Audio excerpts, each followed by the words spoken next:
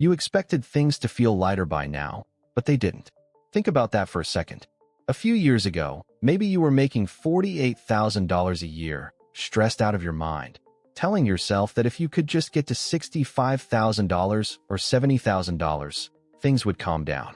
You'd finally have breathing room.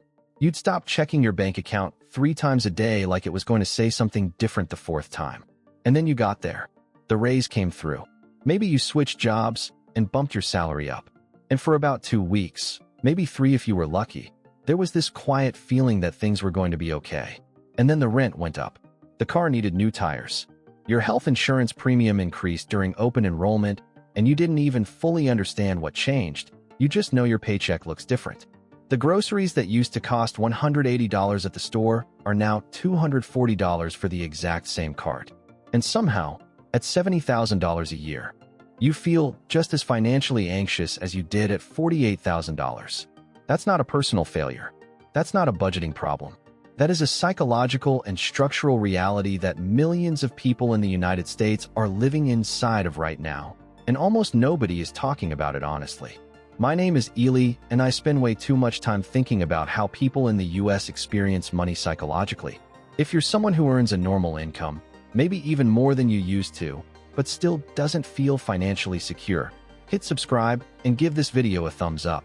Because what we're going to walk through today is going to reframe something that has probably been quietly frustrating you for longer than you'd like to admit. Here's the thing most financial content gets completely wrong. It treats money stress as an information problem. Like if you just knew the right budget template, or the right savings percentage, or the right investment strategy, the stress would go away. But the research doesn't support that. A 2023 report from the American Psychological Association found that money is consistently ranked as the top source of stress for Americans. And that's true across income levels. Not just for people scraping by. For people who, on paper, should be fine. So before we talk about what to do, we have to understand what's actually happening. And it starts with a concept that psychologists have studied for decades, but that somehow never makes it into personal finance conversations. It's called the hedonic treadmill. And it is, without question, one of the most quietly destructive forces in the financial lives of everyday Americans. The idea is straightforward. Human beings are remarkably good at adapting to new circumstances. When something good happens, a raise, a nicer apartment, a newer car, there's an initial spike in satisfaction. And then, over time, that new thing becomes the baseline. It becomes normal, and the emotional benefit fades. So what happens next? The brain starts looking for the next thing that will restore that feeling. A bigger raise, a better apartment, a different car. This is not a character flaw. This is how the brain is wired. It was useful for survival. What kept early humans alive was that they never fully settled. They kept seeking, kept improving their situation. But in a modern economy where every single lifestyle upgrade comes with a monthly cost attached to it, this wiring becomes financially catastrophic. Here's a real-world example of how this plays out. Someone starts their career making $52,000 a year in a mid-sized American city. They find a 1-bedroom apartment for $1,100 a month. They drive a used Honda Civic. They cook at home most nights. And within their budget, they're managing okay. Not saving aggressively, but not drowning. 3 years later, they're making $72,000. A real, meaningful raise. And here's what actually happened to their expenses. They moved into a nicer apartment, $1,550 a month now. They traded the Civic for a newer car with a $380 monthly payment. They started eating out more because, honestly, they earned it. They upgraded their gym membership. They started buying better clothes because they're in a more senior role and feel like they should look the part. And now, at $72,000, after taxes and these completely reasonable-sounding lifestyle adjustments, they're saving about the same dollar amount per month as they were at $52,000. Sometimes less. The math is brutal. A $20,000 raise, before taxes, is roughly $1,200 to $1,400 more per month in take-home pay, depending on your state. That sounds like a lot. But if rent went up $450, the car payment added $380, and dining and discretionary spending crept up $300 collectively, you've already absorbed most of it. And that's without anything going wrong. No emergency, no medical bill, no car repair. just the quiet, incremental expansion of a normal American life. Now you might be thinking, okay, but the answer is just don't upgrade your lifestyle. And that sounds logical. But here's what most people don't realize. It's not just about personal choices. The cost structure of living in the United States has changed in ways that make this conversation much more complicated than most finance creators want to admit. According to the Bureau of Labor Statistics, the cost of shelter in the U.S. has increased significantly faster than overall inflation over the past decade. Median rent in many American metros has more than doubled since 2015.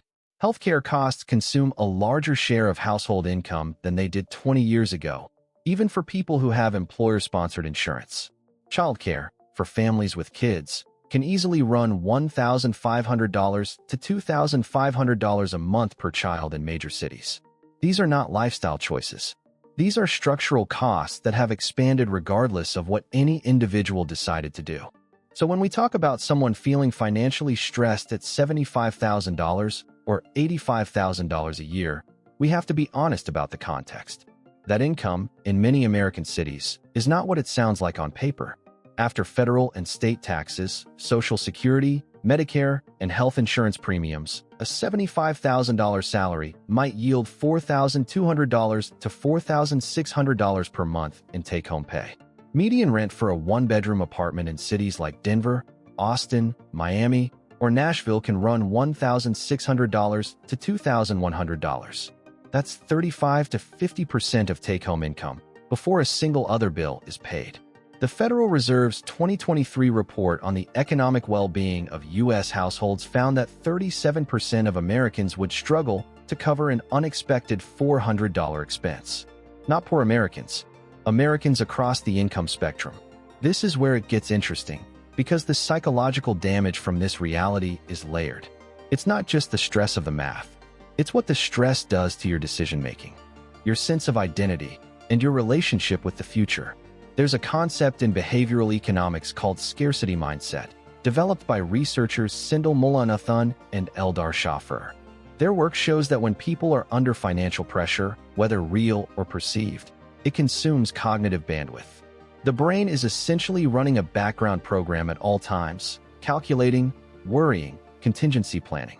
And that background program takes up mental resources that would otherwise go toward planning, creativity, patience, and long-term thinking.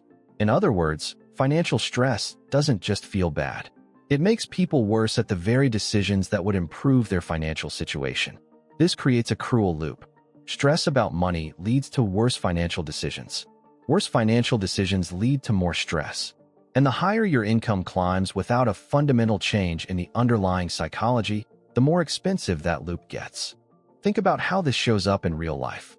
Someone gets a bonus, and instead of doing the rational thing, padding an emergency fund or paying down a high-interest credit card, they book a vacation. Not because they're irresponsible, but because they've been running on empty for so long that the money feels like permission to exhale. The brain interprets the bonus as relief, and relief triggers the desire for reward. That's not stupidity. That's stress biology.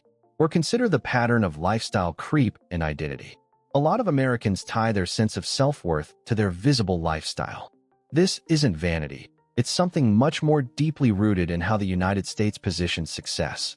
There is an enormous cultural pressure in this country to look like you're doing well. The car you drive, the neighborhood you live in, the restaurants you go to, the clothes you wear to the office. These things signal status in a society that equates visible success with personal worth. And so as income rises, there's often an invisible social obligation to upgrade.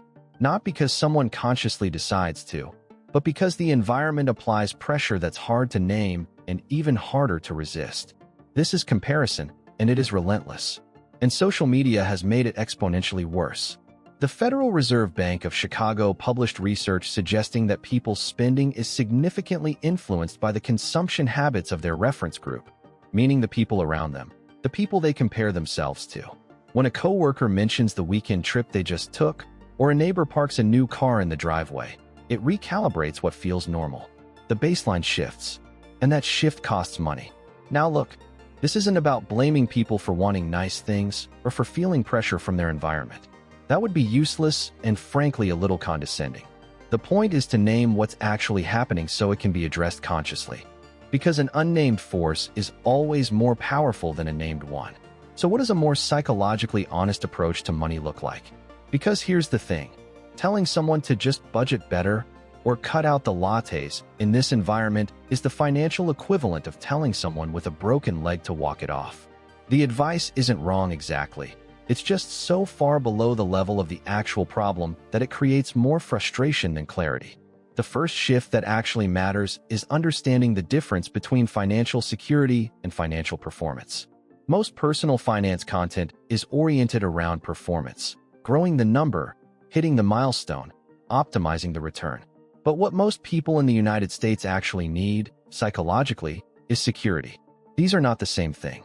Security is the feeling that something unexpected won't destroy you. It's the knowledge that if the car breaks down, or someone gets sick, or the job disappears, there is a buffer. Research from the Urban Institute suggests that having as little as $2,000 to $4,000 in liquid savings dramatically reduces the likelihood of financial hardship following a disruption. Not because $2,000 solves everything, but because it interrupts the crisis spiral before it starts. That small buffer has an outsized psychological effect. It quiets the background program. It buys the brain some room. And that room is what allows better decisions to happen. The second shift involves understanding your personal income thresholds, not as a society tells you to, but as your actual cost demand. There's a famous study from Princeton, updated and expanded in research published in 2021 by Matthew Killingsworth, that looked at the relationship between income and emotional well-being. The original study suggested emotional well-being plateaued around $75,000. The updated research found that for many people, well-being continues to rise with income beyond that. But critically, the relationship is not linear. The gains are most dramatic at the lower end. Going from $30,000 to $60,000 produces a much larger well-being improvement than going from $100,000 to $130,000. And for people already prone to anxiety or comparison-driven thinking, higher income can sometimes increase stress because the stakes feel higher, the lifestyle obligations grow, and the gap between where they are and where they think they should be widens. The threshold that matters isn't the salary number. It's the gap between your actual fixed costs and your take-home income. If your fixed monthly expenses, rent, car, insurance, utilities, minimum debt payments, consume more than 65% of your take-home income, you are living in a zone of chronic financial fragility regardless of what the salary on your resume says. And in many American cities, that threshold is very easy to cross without making a single extravagant choice. The third shift is about intentional lifestyle architecture, which sounds fancy but really just means deciding in advance what you're willing to spend money on and what you're not, based on your actual values rather than the ambient pressure of your environment. This is harder than it sounds because it requires knowing your values in the first place, which is something most people haven't been given the tools to figure out. A useful exercise is to look back at the last 3 months of spending and ask, for each category, did this actually make my life better, or did it make it look better? That distinction matters more than any budget percentage.